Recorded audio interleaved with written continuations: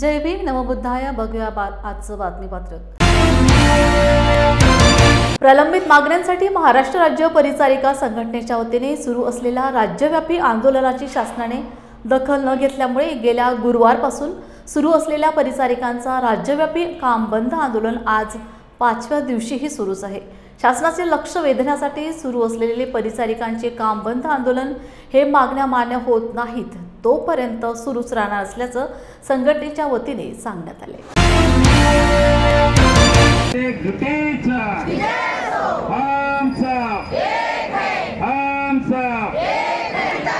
कोण म्हणते देत नाही, कोण म्हणते देत नाही.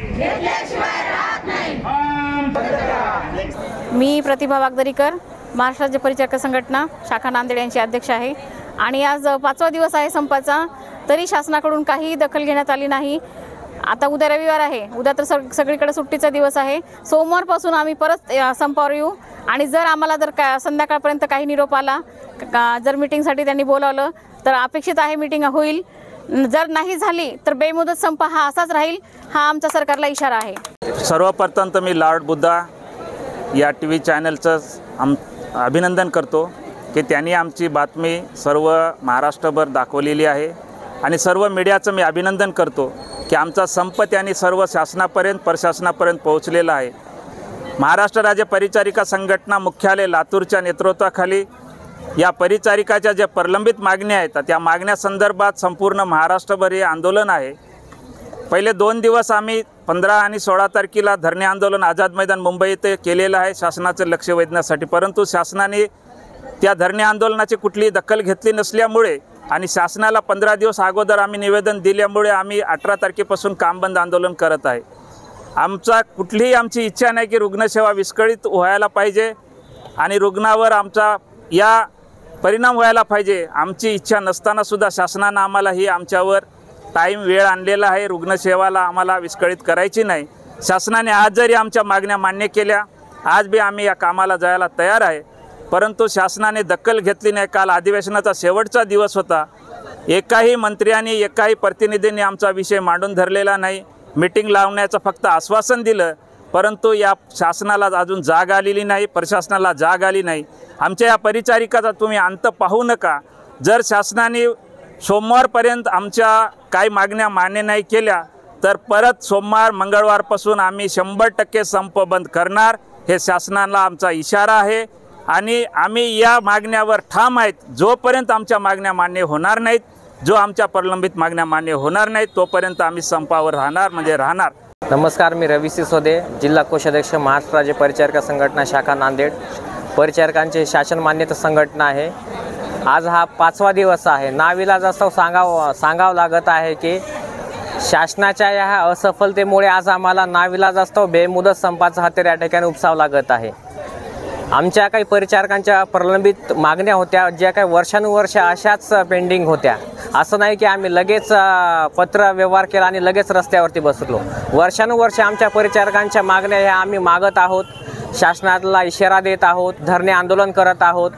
आणि आमच्या राज्यव्यापी संपाचं स्वरूप तुम्हाला थोडक्यामध्ये मी सांगतो. 15-16 तारखेला आम्ही शासनाचं लक्ष वेधण्यासाठी धरणे आंदोलनं केली, तरी देखील शासनानं आमची दखल नाही घेतली. त्यानंतर 17 तारखेला 1 दिवसाचं आम्ही काम बंद ठेवलं, तरी पण शासनानं आमची दखल नाही घेतली. त्यामुळे नाविलाजास्तव 18 तारखेपासून आम्हाला बेमुदत संपाचं हे हत्यार या ठिकाणी उपसावं लागलं. आणि आज शनिवार रविवार कसल्याही प्रकारची या ठिकाणी सकारात्मक चर्चा आमच्यासोबत केली नाही. त्यामुळे आम्ही आमच्या ह्या राज्यव्यापी मागण्यांविषयी या ठिकाणी ठाम आहोत आणि आम्ही आमच्या बेमुदत संपावरती सुद्धा या ठिकाणी ठाम आहोत. तर आमच्या काही प्रलंबित मागण्या आहेत, जसे की वेतन त्रुटीचं झालं, पदनामामध्ये बदल झाला, त्यानंतर MJPJYचा आमचा भत्ता झाला, काही जोखीम भत्ते झाले, जे की केंद्र शासनाप्रमाणे आम्हाला या ठिकाणी मिळायला पाहिजे. केंद्राला मिळतात पण आम्हाला मिळत नाही. अशा प्रकारच्या आमच्या प्रलंबित मागण्या वर्षानुवर्षा प्रलंबितच आहे. आणि आज आम्ही बेमुदत संपावरती ह्या स्टेजवर आलेलो असताना सुद्धा शासनानं आमच्यासोबत कसल्याही प्रकारची सकारात्मक भूमिका या ठिकाणी निभावलेली नाही आहे. म्हणून आम्ही त्यानंतर 80-20 जे काही धोरण या ठिकाणी शासन राबवलेलं आहे, महिला आणि पुरुषांमध्ये जे काही लिंगभेदाचं जे काही धोरण आखलेलं आहे हे रद्द व्हावं ही आमच्या सर्वांची या ठिकाणी भूमिका आहे आणि आम्ही त्या भूमिकेवरती ठाम आहोत. आज 5वा दिवस आहे आणि काही शासनाने तुमची दखल घेतली नाही, याबद्दल काय सांगाल? यावरती अजून कसल्याही प्रकारची सकारात्मक भूमिका शासनाने अजून घेतलेली नाही आहे. आज शनिवार आणि उद्या रविवार. पुढचं पाऊल काय असणार आहे? पुढचं पाऊल आम्ही आमच्या बेमुदत संपावरती ठाम आहोत आणि अखंड महाराष्ट्रभर आमच्या परिचारिका संवर्ग सुद्धा ह्याच भूमिकेवरती ठाम आहे. जोपर्यंत आमच्याकडे शासन लक्ष देत नाही, आमच्या प्रलंबित मागण्या मान्य करत नाही, तोपर्यंत आम्ही आमच्या ह्या बेमुदत संपावरती ठाम आहोत. महाबोधी महाविहार आणि देशातील ब्राह्मणांच्या ताब्यात असलेली सर्व बौद्ध स्थळे ताब्यात घेण्यासाठी बुद्धिस्ट इंटरनॅशनल नेटवर्क मोठी चळवळ उभी करणार असल्याची माहिती बुद्धिस्ट इंटरनॅशनल नेटवर्कचे प्रशिक्षक अमित नरवाडे यांनी लॉर्ड बुद्धा टीव्ही चॅनलशी बोलताना दिली. बुद्धिस्ट इंटरनॅशनल नेटवर्कतर्फे महाबोधी महाविहार मुक्ती आंदोलनाअंतर्गत वर्षावास प्रारंभ दिनानिमित्त कोल्हापूर विचारेमाळ पंचशील भवन येथे धम्म प्रचारक प्रशिक्षण शिबिर संपन्न झाले. यावेळी माजी कृषी अधिकारी चंद्रकांत सूर्यवंशी, नामदेवराव कांबळे उपस्थित होते. आज बुद्धिस्ट इंटरनॅशनल नेटवर्कच्या माध्यमातून आज या कोल्हापूर जिल्ह्यामध्ये धम्मप्रचारक प्रशिक्षण शिबिराचं आयोजन करण्यात आलेलं आहे आणि हे धम्मप्रचारक प्रशिक्षण शिबिर मोठ्या प्रमाणावर यशस्वीपणे संपन्न होत आहे. आज तुम्ही पाहिलं की अनेक वेगवेगळ्या जिल्ह्यांमधून वेगवेगळ्या ठिकाणावरून तहसीलमधून कार्यकर्ते पश्चिम महाराष्ट्रातून या प्रशिक्षण शिबिराला आलेले आहेत. या प्रशिक्षण शिबिराच्या माध्यमातून येणाऱ्या काळामध्ये खऱ्या अर्थानं बौद्ध धम्माची चळवळ उभी राहण्यासाठी आणि येणाऱ्या काळामध्ये केवळ मात्र महाबोधी महाविहारच नाही तर जेवढेही बौद्ध धर्माची स्थळं आहेत ज्याच्यावर आज ब्राह्मणांनी कब्जा केलेला आहे ती सर्व स्थळं ब्राह्मणांच्या आणि ब्राह्मणवाद्यांच्या कब्जातून काढून टाकण्यासाठी आणि बौद्ध लोकांच्या हातात ती येण्यासाठी आम्ही एक मोठी धम्म चळवळ उभी करत आहोत आणि या धम्म चळवळीची तयारी म्हणूनच हे प्रशिक्षण शिबिर या ठिकाणी होत आहे. आमच्या लोकांमध्ये एखादी चळवळ करत असताना एकमेकांमध्ये कोऑपरेशन, कम्युनिकेशन आणि सहकार्याची भावनेचा अभाव आहे आणि या असहकार्यतेच्या भावनेतून एकमेकांवर वादविवाद आणि अविश्वासाच्या भावनेतून हे सगळं अयशस्वीतेकडे जात आहे. आज आमचं बामसेफ जी मदर ऑर्गनायझेशन आहे त्याच्या अंतर्गत देशभरामध्ये आमचं नेटवर्क आहे. आम्ही त्या नेटवर्कच्या आधारावर येणाऱ्या काळामध्ये उत्तर प्रदेश आणि बिहारमध्ये लाखो लोकांचा मोर्चा येणाऱ्या काळात काढणार आहोत ज्या माध्यमातून आम्ही यशस्वीपणे महाबोधी महाविहारचं आंदोलन यशस्वी करण्याच्या तयारीत आहोत आणि अवघ्या काहीच दिवसांमध्ये हा राष्ट्रीय स्तरावरचा मोर्चा महाबोधी महाविहार या ठिकाणी निघणार आहे. महाबोधी महाविहार मुक्ती आंदोलनाच्या अंतर्गत बुद्धिस्ट इंटरनॅशनल नेटवर्क या राष्ट्रव्यापी देशव्यापी जागतिक व्यापीच्या संघटनेमार्फत आज जे आपण प्रशिक्षण शिबिर घेत आहोत या प्रशिक्षण शिबिरासाठी प्रशिक्षक म्हणून माननीय इंजिनियर अमित नरवाडे साहेब उपस्थित राहिले याबद्दल त्यांचं आभार. उद्घाटक म्हणून माननीय इंजिनियर कोलप साहेब तसेच डॉक्टर सूरज पवार साहेब हे या ठिकाणी उपस्थित होते त्यांचंही आभार.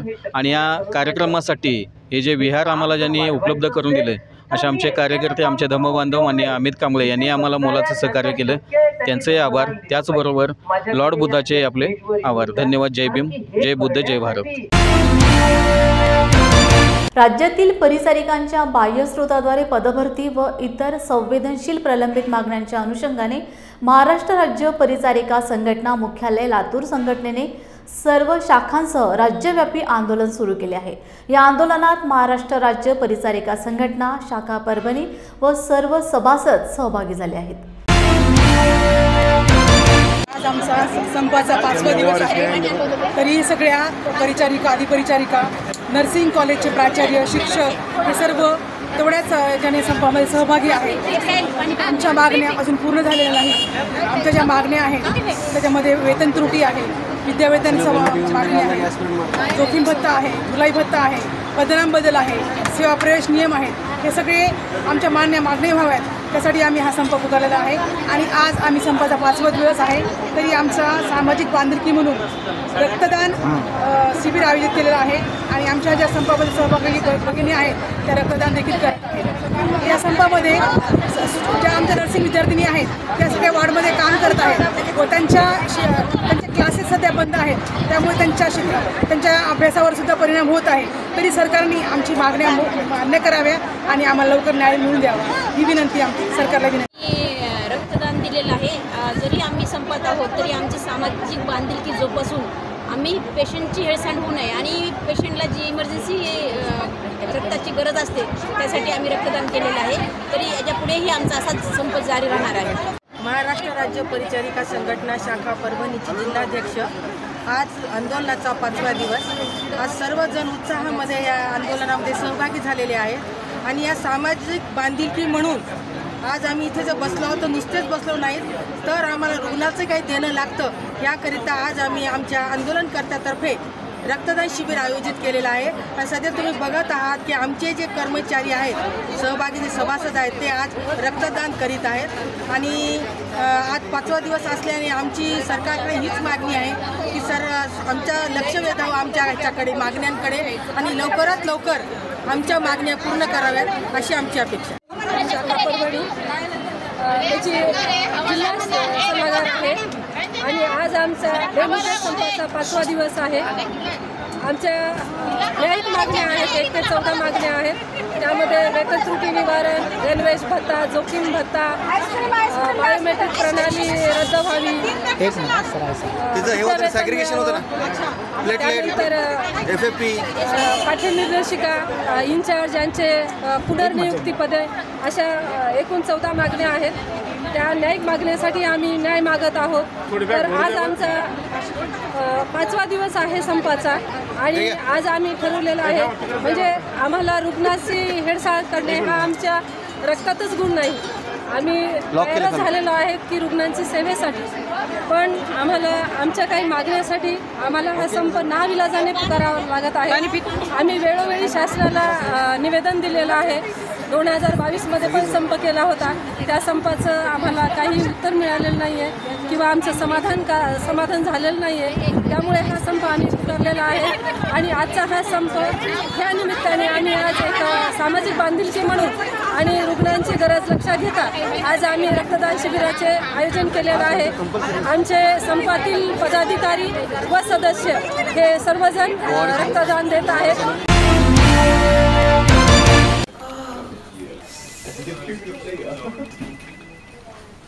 बॉस ने मीटिंग बुलाई. क्या यार, आदमी की तकलीफ को तो समझो.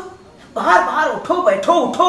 जनाब, तकलीफ उठने बैठने की नहीं, तकलीफ बवासीर की है. बवासीर, फिशर, भगंदर, पाइलोनियल साइंस का आयुर्वेद तथा आधुनिक लेजर से उपचार. अभ्युदय पाइल्स लेजर हॉस्पिटल, लोहार समाज भवन के पीछे, महापुष्प सोसाइटी, शताब्दी नगर चौक से मनीष नगर रोड, नागपुर. कॉल और विजिट करें www.pilesfistulacure.com. महाराष्ट्र शासनाने नुकताच पारित केलेला जनसुरक्षा कायदा 2025 हा कायदा म्हणजे राज्यातील लोकशाहीवर घातलेला टाच आहे. हा कायदा नागरिकांच्या अभिव्यक्ती स्वातंत्र्यावर घाला घालणारा असून लोकशाही पद्धतीने आंदोलन, निषेध व प्रश्न विचारण्याच्या हक्कावर बंधने घालणारा आहे. याविरोधात मोताळा तालुका काँग्रेस कमिटीच्या वतीने आज बसस्टँड चौक मोताळा येथे तीव्र निषेध आंदोलन करण्यात आले.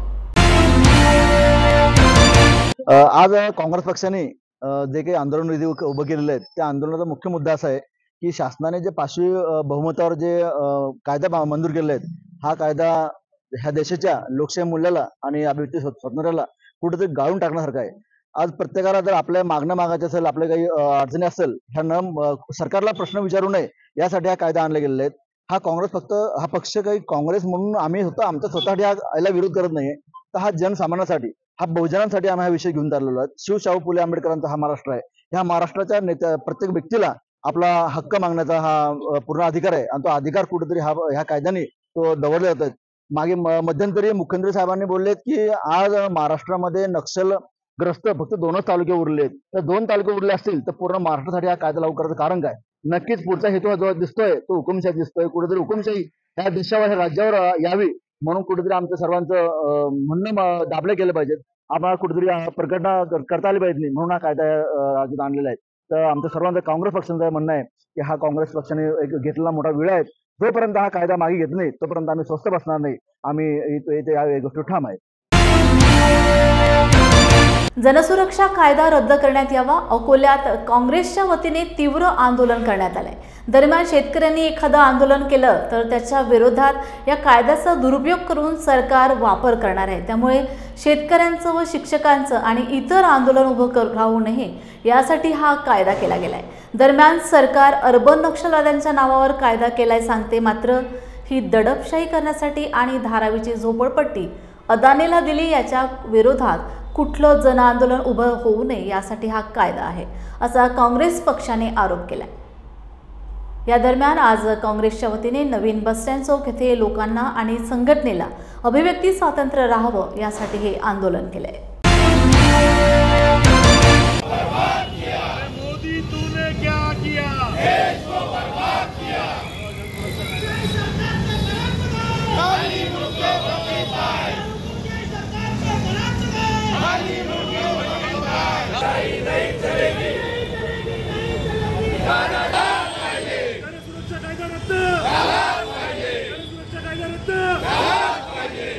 काँग्रेस कमिटीचे सन्मान्य अध्यक्ष हर्षवर्धनजी सपकाळ यांच्या आदेशान्वये आज या ठिकाणी आमदार साजिद खान पठाण यांच्या नेतृत्वात आणि आमचे शहर काँग्रेस कमिटीचे अध्यक्ष डॉक्टर प्रशांत पाटील वानकडे यांच्या नेतृत्वात हा जो जनसुरक्षा कायदा आहे याचा आम्ही निषेध करतोय.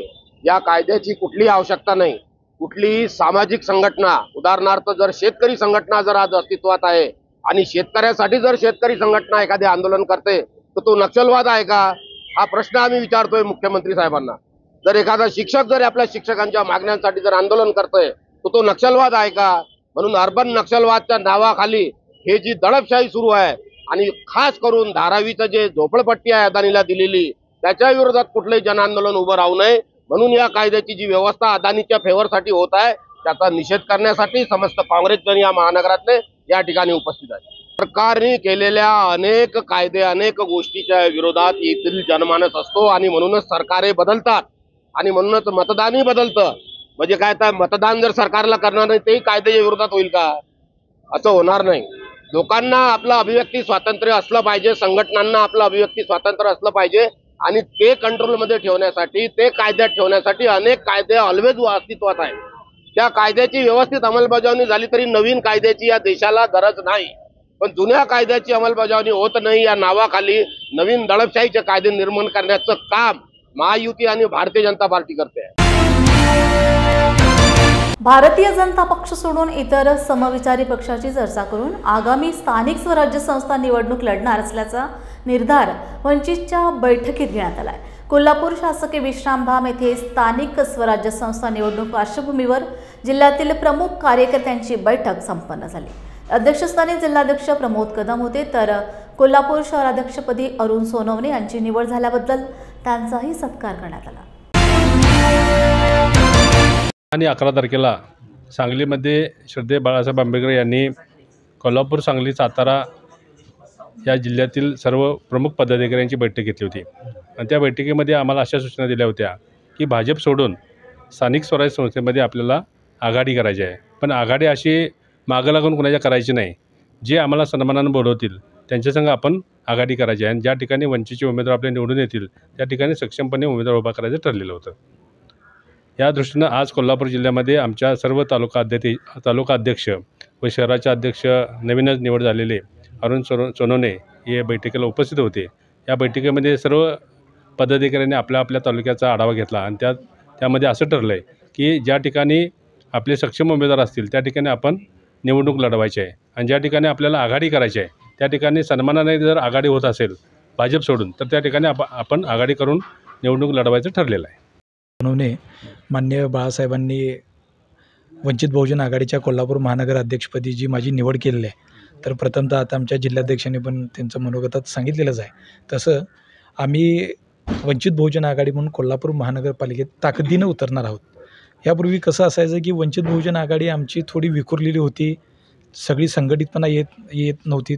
त्यामुळे जरासं थोडं आम्हाला गेल्या वेळच्या महापालिकेतनं आम्हाला काही पक्षाला त्यावेळी योग्य ती डिसिजन घेता आलं नाही. पण आता आम्ही म्हणा किंवा जिल्हाध्यक्ष महोदय म्हणा, आम्ही आता सगळी त्या पद्धतीनं कोल्हापूर महानगरपालिकेमध्ये 100 वेळावर निवडणूक लढवण्याचा आम्ही प्रयत्न करत आहोत आणि स्वबळाचा निवडणूक लढवत असताना जर आम्हाला आघाडी करण्यासाठी माननीय बाळासाहेबांची देखील सूचना आहेत त्याप्रमाणे भाजप सोडून जे योग्य पक्ष वाटेल आम्ही त्याच्याशी आघाडी करायला आम्ही इच्छुक आहे. पण आता सध्या तरी आम्ही स्वबळाच्या तयारीनं आम्ही कामाला लागलेलो आहोत. पक्षातील प्रत्येक कार्यकर्त्याची इच्छा आहे की आम्ही स्वबळावर लढलं पाहिजे.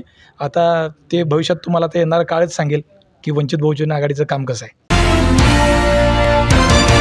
गावातील विद्यार्थ्यांना शालेय साहित्य वाटप कार्यक्रम नुकताच उत्साहात पार पडला. यावेळी ग्रामीण भागातून महाराष्ट्र राज्य गुणवत्ता यादीत 10वा क्रमांक मिळवणाऱ्या तलहा फारुख नदाफ या गुणवंत विद्यार्थ्याचा सत्कारही करण्यात आला. हा कार्यक्रम हातकणंगले तालुका संजय गांधी निराधार समितीचे अध्यक्ष झाकीर हुसेन भालदार यांच्या प्रमुख उपस्थितीत पार पडला. यांच्या हस्ते शालेय साहित्याचे वाटप करण्यात आले. तसेच गुणवंत विद्यार्थ्यांचा गौरव करून पुढील वाटचालीस शुभेच्छा देण्यात आल्या. कार्यक्रमात शिवसेनेचे शहर प्रमुख रमेश घोरपडे, मुस्लिम समाजाचे अध्यक्ष शौकत भालदार उपस्थित होते. तर शैक्षणिक प्रोत्साहनासाठी हा कार्यक्रम प्रेरणादायी ठरला आहे. मधील सर्वसामान्य कुटुंबातील विद्यार्थ्यांना आज या ठिकाणी शालेय साहित्याचं वाटप हा कार्यक्रम या ठिकाणी घेण्यात आलेला आहे.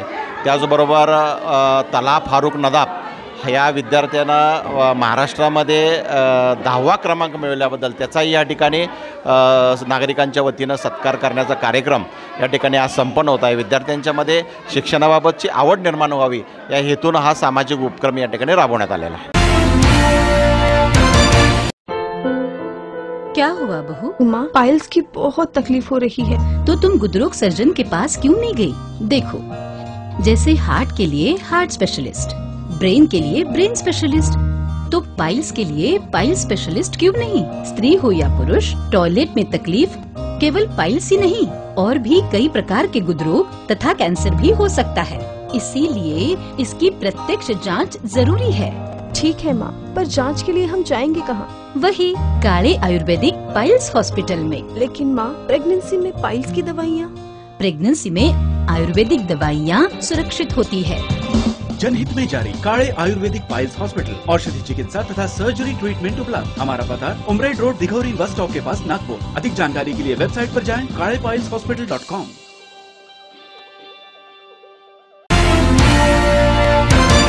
लातूर येथे छावा संघटनेचे प्रदेशाध्यक्ष श्री विजय घाडगे व त्यांच्या सहकाऱ्यांवर राष्ट्रवादी काँग्रेसशी संबंधित गुंडांकडून भर दिवसा अमानुष मारहाण करण्यात आली. ही घटना केवळ एका व्यक्तीवरचा नव्हे तर शेतकरी, बहुजन आणि युवा शक्तीचा आवाजावर झालेला योजनाबद्ध प्रहार आहे. या घटनेचा तीव्र निषेध करत मराठा सेवा मंडळ, संभाजी ब्रिगेड, छावा दल, मराठा महासंघ, शिवमुद्रा संघटना, मराठा परिवार, गोरक्षक संघटना, विद्यार्थी परिषद व कृषी परिषद यांच्या संयुक्त नेतृत्वात प्रचंड आक्रोश आंदोलन जिल्हाधिकारी कार्यालयावर करण्यात आले. संघटनेवर अन्याय करणाऱ्या सुरज चव्हाणचं करायचं काय? छत्रपती शिवाजी महाराज की जय! अरे सुरज चव्हाणचं करायचं काय? राज्य सरकारचं करायचं काय? काल जे लातूर इथे आमचे मित्र विजय घाडगे, छावाचे प्रदेशाध्यक्ष, यांच्यावर जे शेतकऱ्यासाठी निवेदन देण्यासाठी ते गेले होते सुनील तटकरे साहेबांना, की त्यांचा मंत्री शेतकऱ्याबद्दल विधानसभेमध्ये प्रश्न विचारत असताना पत्ते जर खेळत असेल आणि निवेदन देताना तिथं काही गुंडांनी निवेदन स्वीकारून बाजूच्या रूममध्ये नेऊन आमचे मित्र विजय घाडगे यांना जी अत्यंत दुर्दैवी मारहाण अशी केली की जसं काय पिक्चर स्टाईलमध्ये त्यांना मारत आहे. हा कुठेतरी गुंडगिरीच्या विरुद्ध राष्ट्रवादीचा सुरज चव्हाण हा गुंडगिरीवर एवढे मारहाण करीत आहे. अशा या गुंडाला आम्ही सर्व मराठा संघटना महाराष्ट्रामध्ये कुठेही फिरू देणार नाही याची त्यांनी नोंद घ्यावी. संघटनेची सुरुवात आहे. अण्णाभाऊ जावळे असतील, त्यांनी सगळ्यांनाच माहिती आहे की मराठा आरक्षणासाठी त्यांनी किती काम केले. छावा संघटनेमधून आज जे आपण बघतो मनोजदादा जरांगे पाटलाचाही इतिहास तिथूनच सुरू झालेला आहे. आणि त्या छावा संघटनेच्या प्रदेशाध्यक्ष विजयभाऊ घाडगे यांना काल जी काही सुरज चव्हाण छक्क्यानं मारहाण केली त्याचा आम्ही जाहीर निषेध करतो. लोकशाही मार्गानं शेतकऱ्याचे नेते विजय घाडगे, छावा संघटनेचे प्रदेशाध्यक्ष हे निवेदन देण्यासाठी आणि कृषी मंत्री जे विधान भवनात पत्ते खेळत आहे त्या संदर्भात बोलण्यासाठी माननीय त्या पक्षाचे प्रदेशाध्यक्ष सुनील तटकरे साहेब यांना भेटायला गेलेले होते. त्यावेळेस त्या ठिकाणी तिथे असलेल्या राष्ट्रवादी काँग्रेसच्या गुंडांनी त्यांना बेदम मारहाण करण्यात आलेली आहे। एखाद्या शेतकऱ्याच्या पोराला अशी जर मारहाण त्या ठिकाणी जर होत असेल राष्ट्रवादीच्या गुंडांकडून तर त्याचा जाहीर निषेध आम्ही सर्वजण करत आहोत। परभणी जिल्ह्यातील सर्व मराठा संघटना जेवढ्या संघटना आहेत परभणी जिल्ह्यातल्या आणि सर्व शेतकऱ्याची पोरं हा मिळून आम्ही सर्वजण या ठिकाणी परभणी जिल्ह्यामध्ये आज त्यांच्या जेवढे ज्यांनी लाथा मारल्याच्या आमच्या सूरज भाऊ चव्हाणला, या सूरज भाऊ चव्हाणला लाथा मारल्यात, विजय भाऊ गाडगे यांना, त्या सूरज चव्हाण याचे आज इथे या ठिकाणी पोस्टरला लाथा मारून आणि सर्व ठिकाणी त्याचा निषेध व्यक्त करण्यात आलेला आहे। या राष्ट्रवादी काँग्रेस असतील, या सर्व पक्षाचे जे गुंड पळत असतील जे नेते, त्या सर्वांचा निषेध परभणी जिल्ह्यातील सर्व संघटनेच्या वतीने आम्ही केलेला आहे। झालेला आहे। गाडगे साहेबाला सूरज चव्हाण छक्क्याने जे मारहाण केली आहे त्याला आम्ही परभणीत कधी शिरू देणार नाहीत किंवा त्यांना फक्त एवढं लक्षात ठेवा की त्यांना महाराष्ट्रावर कुठेही फिरू नये, नाहीतर मराठा पूर्ण संघटनेचा सामना त्याला करावा लागेल। नव्या पिढीतील विद्यार्थ्यांमधून अनेक गुणवंत समोर येत असून ही गुणवत्ता कौतुकास्पद आहे। त्यांना उत्तमोत्तम रोजगाराच्या संधी मिळण्यासाठी सर्वांनी योगदान द्यावे असे आवाहन राज्याचे कामगार मंत्री व जिल्ह्याचे पालकमंत्री आकाश फुंडकर यांनी आज येथे केले। अखिल भारतीय कुणबी समाज बहुउद्देशीय मंडळातर्फे गुणवंत विद्यार्थ्यांचा कौतुक सोहळा व समाज मेळावा येथील जिल्हा परिषद कर्मचारी भवनात आज झाला। त्यावेळी ते बोलत होते। कार्यक्रमाचे उद्घाटक शाविदास गाळेकर महाराज व अध्यक्षस्थानी अनिल गावंडे होते। माजी आमदार नारायण गवाणकर, प्रमुख मार्गदर्शक प्रफुल्ल चौधरी यांच्यासह अनेक मान्यवर पालक व विद्यार्थी उपस्थित होते।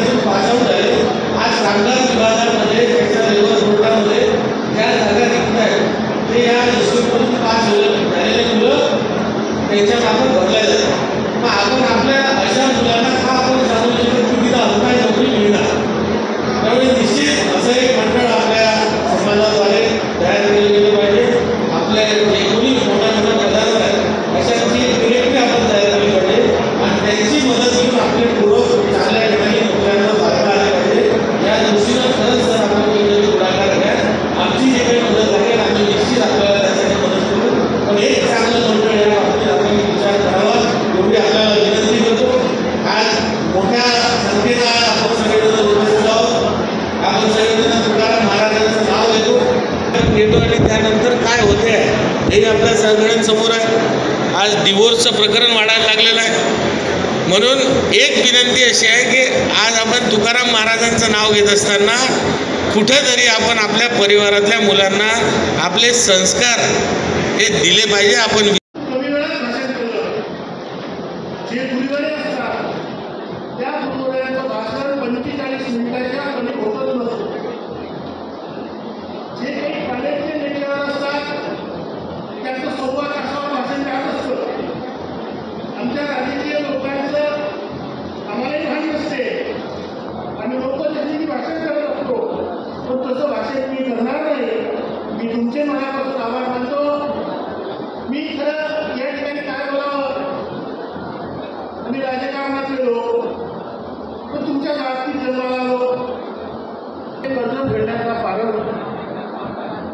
दररोज त्यातलं काही ना काही कर्ज फिटलं पाहिजे यासाठी प्रामाणिक प्रयत्न करायचे।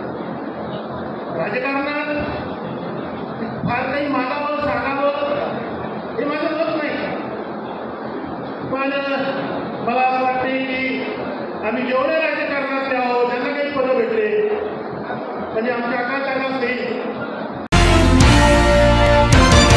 बंजारा बहुउद्देशीय सेवाभावी संस्था भारत नांदेडच्या वतीने बंजारा समाजातील गोर गुणवंत विद्यार्थ्यांचा नांदेड येथे जाहीर सत्कार करण्यात आला। कार्यक्रमास समनक जनता पार्टीचे जनरल सेक्रेटरी प्राध्यापक डॉक्टर अनिल राठोड यांची प्रमुख व्याख्याते म्हणून उपस्थिती होती, तर Gangadhar Rathod, doctor NG Rathod, Sunil Rathod, doctor Rajiv Rathod, doctor Gopal Chavan, प्राध्यापक सुनील राठोड, राजाराम राठोड आदींची प्रमुख उपस्थिती होती। या प्रसंगी डॉक्टर शंकरराव चव्हाण, शासकीय वैद्यकीय महाविद्यालयाच्या उपअधिष्ठाता डॉक्टर शीतल राठोड, डॉक्टर दामोदर राठोड, भूपेश राठोड यांचा विशेष सत्कार करण्यात आला। कार्यक्रमास बंजारा समाजातील विद्यार्थी व पालक मोठ्या संख्येने उपस्थित होते। मी डॉक्टर राजेश चव्हाण, गोर शिकवाडी गोर सेनेचा एक सदस्य म्हणून सांगतो की आमची गोर शिकवाडी गोर सेना ही चळवळ अखंड भारतभर 7 राज्यांमध्ये कार्यक्रम चालतो। आमचे आदरणीय काशीनाथजी राठोड नायक 2001 पासून या चळवळीची सुरुवात केलेली आहे।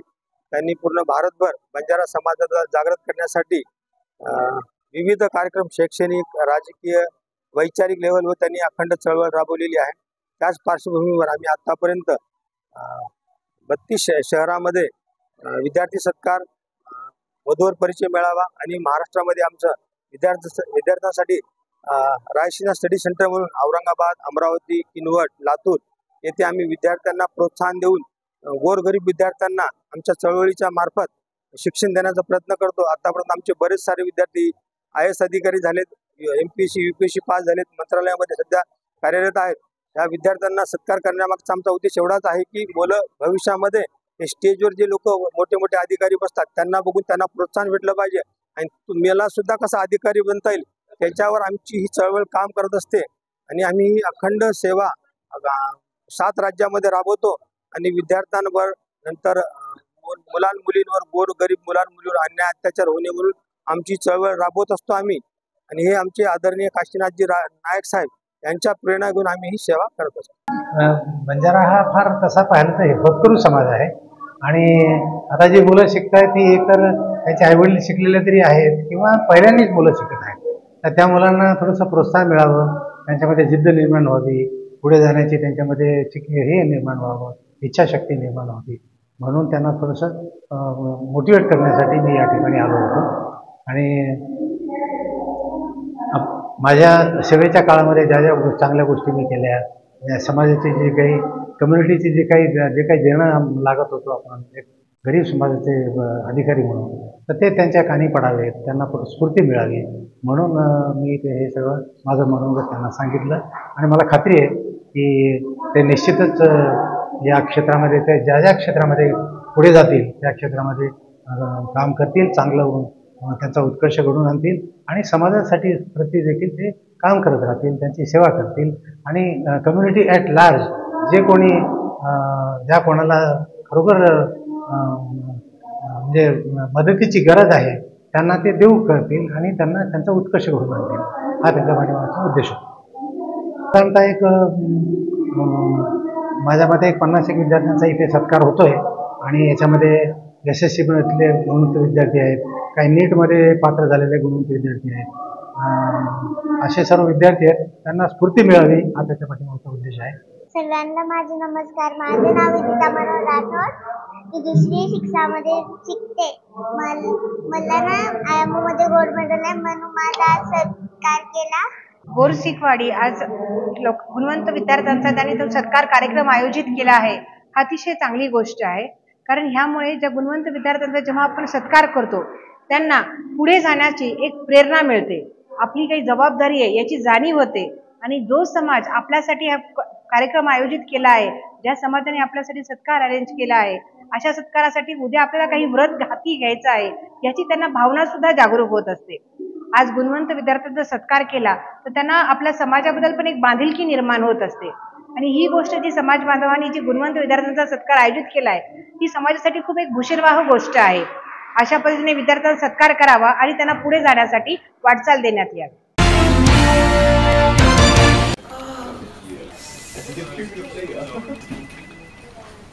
बॉस ने मीटिंग बुलाई। क्या यार, आदमी की तकलीफ को तो समझो, बाहर बाहर उठो बैठो उठो बैठो। जनाब, तकलीफ उठने बैठने की नहीं तकलीफ बवासीर की है। बवासीर, फिशर, भगंदर, पाइलोनियल साइंस का आयुर्वेद तथा आधुनिक लेजर से उपचार। अभ्युदय पाइल्स लेजर हॉस्पिटल, लोहार समाज भवन के पीछे, महापुष्प सोसाइटी, शताब्दी नगर चौक से मनीष नगर रोड, नागपुर। कॉल और विजिट करें www.pilesfistulacure.com। पूर्व नागपूरचे आमदार कृष्णा खोपडे यांनी आज नागपूर सुधार प्रन्यासच्या विश्वस्त पदाचे पदग्रहण केले। नागपूर शहराचा 60 ते 65% भाग हा आउटर भागात आहे। नागपूर शहरातील नागरिकांची गुंडेवारी 572 किंवा 1900 या सर्व प्रश्नांचा निकाल लवकरात लवकर सोडविला जाईल असे मत आमदार कृष्णा खोपडे यांनी व्यक्त केले। या पदग्रहण समारंभाला महसूल मंत्री चंद्रशेखर बावनकुळे, शहर अध्यक्ष दयाशंकर तिवारी, माजी आमदार अनिल सोले, सुधाकर देशमुख व नागरिक मोठ्या संख्येने उपस्थित होते।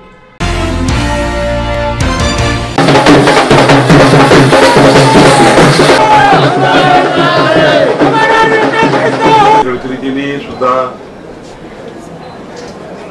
कृष्णाभाऊ NIT मध्ये जे काही प्रश्न आहेत ते सोडवण्याकरता योग्य काम करतील याबद्दलची भूमिका व्यक्त केली।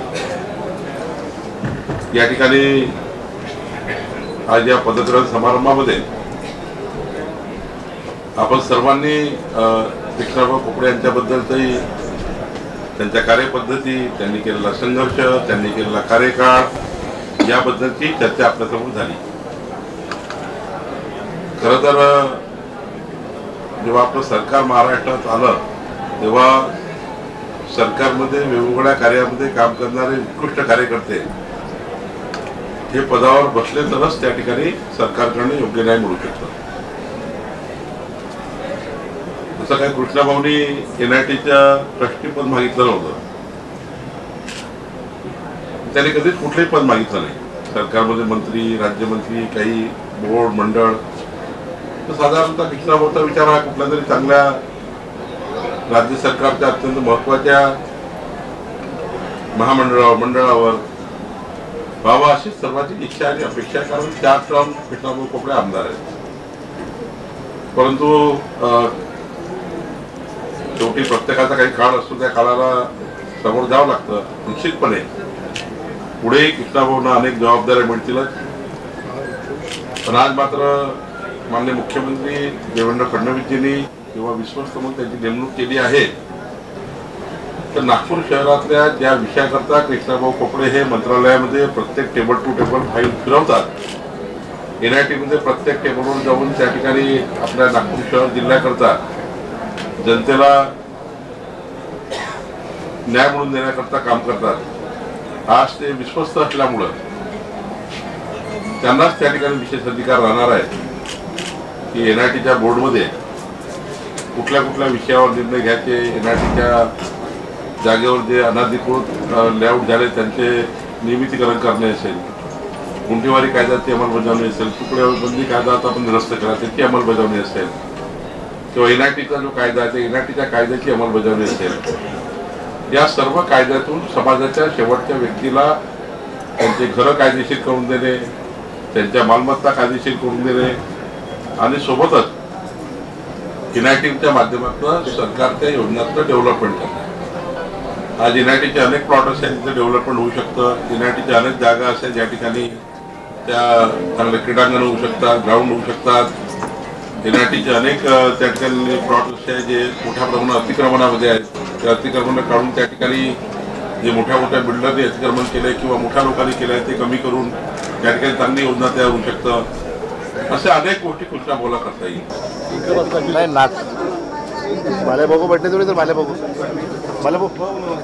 नागपूर सुधार पन्न्याच्या माध्यमातून नागपूर शहराच्या लगभग 60-65% भाग हा आउटर भाग आहे। या आउटर भागामध्ये गुंठेवारी असेल, 572 असेल, 1900 असेल, या सगळ्याची जाणीव मला आहे। अनेक प्रश्न बी आपण निकाली काढले आहे, अनेक प्रश्न आता येणाऱ्या काळामध्ये आम्ही काढणार आहोत।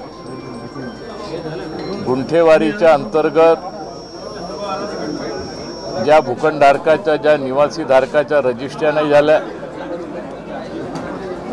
त्यांचे घरं नियमितीकरण कसे व्हावे, शासनाने तशा प्रकारचे आदेश बी काढले का ज्यांच्याकडे ॲग्रीमेंट, करारनामे, कब्जापत्र असतील त्यांचं इन कंपाऊंडिंग करून त्यांना रजिस्ट्री करून त्यांचे घरं नियमितीकरण कसे व्हावे त्या दृष्टिकोनातून प्रथम प्रायोरिटी आपण त्या आउटर भागातल्या सगळ्या घरांना देणार आहोत आणि लोकांचे घरं नियमितीकरण व्हावे त्या दृष्टिकोनातून प्रथम दृष्ट्या मी त्या ठिकाणी प्रयत्न करेन। आज या ट्रस्टीच्या समारंभाच्या कार्यक्रमामध्ये आपले नागपूर जिल्ह्याचे पालकमंत्री चंद्रशेखरजी बावनकुळे साहेब या ठिकाणी होते, आमचे शहराचे अध्यक्ष दयाशंकर तिवारीजी होते, आमचे नेते सुधाकरराव देशमुख, अनिलजी सोले, विकासभाऊ कुंभारे हे सगळे आणि आमचे सगळे पूर्व नागपूरचे आमचे सगळे प्रमुख कार्यकर्ता आणि मोठ्या संख्येमध्ये आलेले सगळ्या कार्यकर्त्यांचे सुद्धा मी मनापासून या ठिकाणी आभार मानतो, अभिनंदन करतो। आणि मी आता जेव्हा जेव्हा नागपूरला राहील तेव्हा तेव्हा मी रोज नागपूर सुधार पन्यासमध्ये मी बसेल। मुस्लिम कुरेशी खाटीक बांधवांनी जनावरांच्या कायदेशीर व्यापारात होणाऱ्या त्रासाला कंटाळून जनावरे खरेदी विक्री करण्यास राज्यात बेमुदत बंदीची घोषणा केली आहे। टप्प्याटप्प्यात याची अंमलबजावणी होत असून बुलढाणा जिल्ह्यात देखील मुस्लिम खाटीक बांधव एकवटले आहेत। बुलढाणा येथील जोहर नगर येथे आयोजित बैठकीत हा निर्णय घेण्यात आला आहे। या निर्णयामुळे शेतकरी बांधवांच्या अडचणी निश्चितच वाढणार आहेत। अब्दुल सत्तार कुरेशी आज या ठिकाणी आज एक मीटिंग घेण्यात आली आहे आणि त्या मीटिंगमध्ये असं ठरवलं गेलं आहे, कुरेशी समाज व पूर्ण मुस्लिम समाज यांच्याकडून हा निर्णय घेतला गेला आहे का आम्ही येत्या 20 तारखेपासून खरेदी विक्री जनावरांची हे बंद करणार आहे आणि शेतकरी बंधू याच्यात अडचणीत सापडणार आहे। कारण त्याला असं असतो का शेतकऱ्यांकडे जे जनावरं असतात, जे फक्कड होऊन जातात, जे निकामी होऊन जातात, ते बाजारामध्ये विकून आपल्या मुलांचं शिक्षण व आपला कुटुंब चालवण्याचं काम व आपला शेताचा सामान वगैरे व शेतपेरणीचा सगळं साहित्य खरीदण्यासाठी हे जनावरं मार्केटमध्ये विकताय। परंतु काही बजरंग दलचे लोक या लोकांमुळं हे जेव्हा गाडी निघते तेव्हा ते माल धरून घेतात आणि तो माल गौरक्षामध्ये जात आहे, पण नंतर तो काही दिसत नाही। पण या समजायला मार्ग नाही का हा माल जातो कुठं। आजपर्यंत सरकारने बी याचा शोध काही घेतलेला नाही आहे। तर माझी सरकारला विनंती आहे का त्यांनी गौवंश कायदा तयार केलेला आहे, परंतु मला असं वाटते हा घाई गडबडीमध्ये घेतलेला निर्णय असावा। कारण याच्यात शेतकऱ्यांचं, व्यापाऱ्यांचं कोणाचाही विचार न करता हे कानून बळजबरीनं लादला गेला आहे।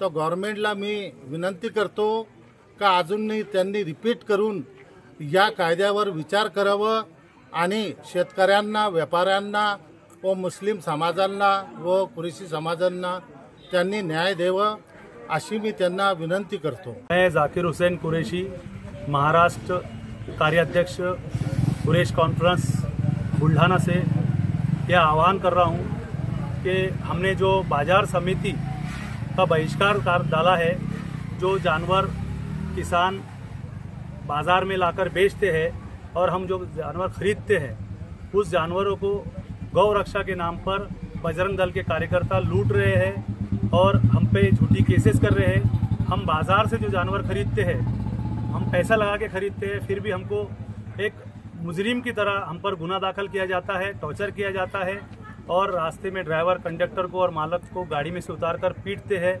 मॉब लिंचिंग होती है उनके साथ, इसीलिए हमने बाज़ारों का पूरे महाराष्ट्र में बहिष्कार डाला है और इसमें हमारे साथ काफ़ी संगठनाएं जुड़ी हुई है।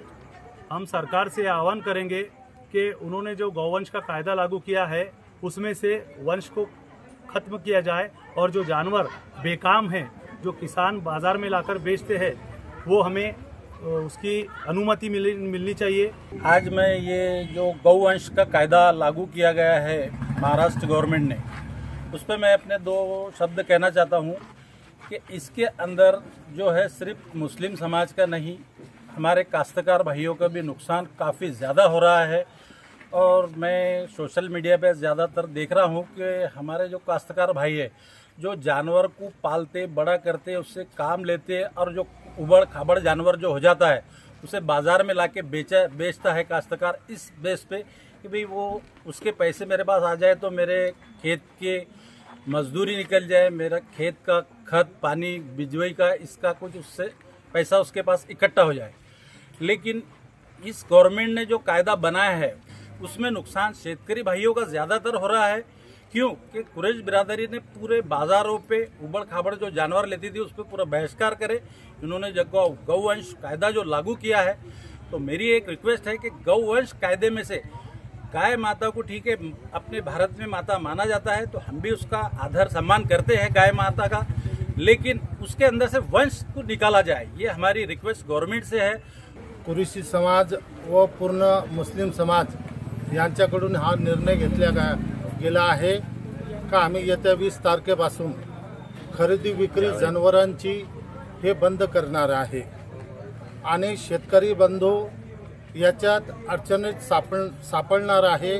कारण त्याला असं असतो का शेतकऱ्यांकडे जे जनावरं असतात, जे फक्कड होऊन जातात, जे निकामी होऊन जातात, ते बाजारामध्ये विकून आपल्या मुलांचं शिक्षण व आपला कुटुंब चालवण्याचं काम व आपला शेताचा सामान वगैरे व शेत पेरणीचा सगळं साहित्य खरीदण्यासाठी हे जनावरं मार्केटमध्ये विकताय। परंतु काही बजरंग दलचे लोक या लोकांमुळं हे जेव्हा गाडी निघते तेव्हा ते माल धरून घेतात आणि तो माल गौरक्षामध्ये जात आहे, पण नंतर तो काही दिसत नाही। पण या समजायला मार्ग नाही का हा माल जातो कुठं। आजपर्यंत सरकारने बी याचा शोध काही घेतलेला नाही आहे। तर माझी सरकारला विनंती आहे का त्यांनी गौवंश कायदा तयार केलेला आहे, परंतु मला असं वाटते हा घाई गडबडीमध्ये घेतलेला निर्णय असावा। कारण याच्यात शेतकऱ्यांचं, व्यापाऱ्यांचं कोणाचाही विचार न करता हे कानून बळजबरीनं लादला गेला आहे। तर गव्हर्नमेंटला मी विनंती करतो का अजूनही त्यांनी रिपीट करून या कायद्यावर विचार करावा आणि शेतकऱ्यांना, व्यापाऱ्यांना व मुस्लिम समाजांना व कुरेशी समाजांना त्यांनी न्याय द्यावा अशी मी त्यांना विनंती करतो। जय भीम इंडियाच्या बातमीपत्रात वेळ झाली इथेच थांबण्याची। पुन्हा भेटूया ताजा घडामोडी घेऊन। जय भीम।